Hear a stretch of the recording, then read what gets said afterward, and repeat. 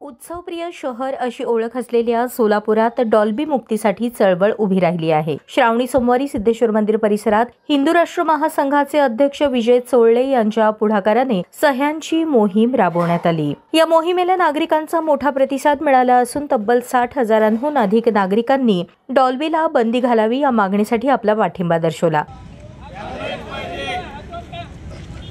सोलापूर शहर डीजे मुक्त झालेच पाहिजे। सोलापूर शहर डीजे मुक्त झालेच पाहिजे। यानंतर आज 20 ऑगस्ट डीजे मुक्त कृती समितीच्या वतीने मोर्चाचे आयोजन करण्यात आले आहे। 7 रस्ता रेस्ट हाऊस येथून निघालेला हा मोर्चा जिल्हाधिकारी कार्यालयावर धडकला। मोर्चात रिटायर्ड पोलीस अधिकारी, संघटनेचे पदाधिकारी, विधिज्ञ, सामाजिक कार्यकर्ते, विविध ग्रुपचे ज्येष्ठ नागरिक तसेच तरुण मोठ्या संख्येने सहभागी झाले होते। सोलापूर आणि ज्येष्ठ नागरिक संघटना जिल्हाधिकारी कार्यालयात निवेदन द्यायला आलेली होती।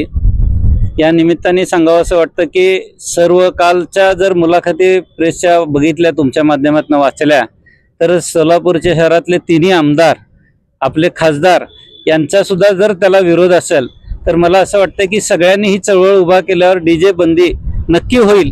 पण मला असं वाटतंय की राजकीय लोकांनी, ज्या मंडळांनी डीजे लावणार आहे त्यांच्या पूजेला जर नाही गेलं असं जर ठरवलं तर मला असं वाटतं की त्यातनं एक आणखीन पुढचं पाऊल त्यांच्या माध्यमातून झालं तर नेतृत्वाचा ऐकणारा कार्यकर्ता असतो। त्यामुळे नेतृत्व जर येत नाही म्हणलं की कार्यकर्ता तो डीजे लावणार नाही।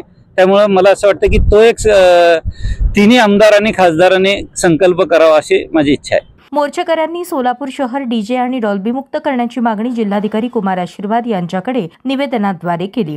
आंदोलकांचे म्हणणे होते की डॉल्बी व डीजेमुळे ध्वनी प्रदूषण वाढून नागरिकांच्या आरोग्यावर विपरीत परिणाम होत आहे। यावर जिल्हाधिकारी आशीर्वाद यांनी आंदोलकांना आश्वासन दिले की 21 ऑगस्ट रोजी बैठकीचे आयोजन करून या संदर्भात जनतेच्या हिताचा निर्णय घेण्यात येईल। आज आपण पाहिलं की सगळे ज्येष्ठ नागरिक या डीजे मुक्तीसाठी एकत्र आलेले आहेत।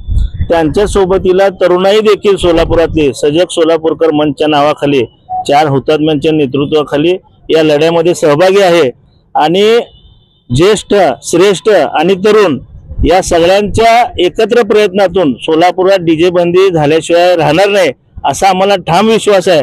बाकी डीजेचे जे काही धोके आहेत, दुष्परिणाम आहेत ते सगळ्यांनी सांगितलेले आहेत, परंतु जोपर्यंत ही बंदी होणार नाही तोपर्यंत सोलापूरची तरुणाई गप्प बसणार नाही, एवढं मात्र मी या ठिकाणी निक्षून सांगतो। आगामी काळात गणेशोत्सव आहे, तर त्यासाठी काय? गणेशोत्सवात शक्यतो डीजे नसतोच, पारंपरिक वाद्यांचा वापर होतो। तरीही मध्यवर्ती मंडळांशी माझं बोलणं झालेलं आहे।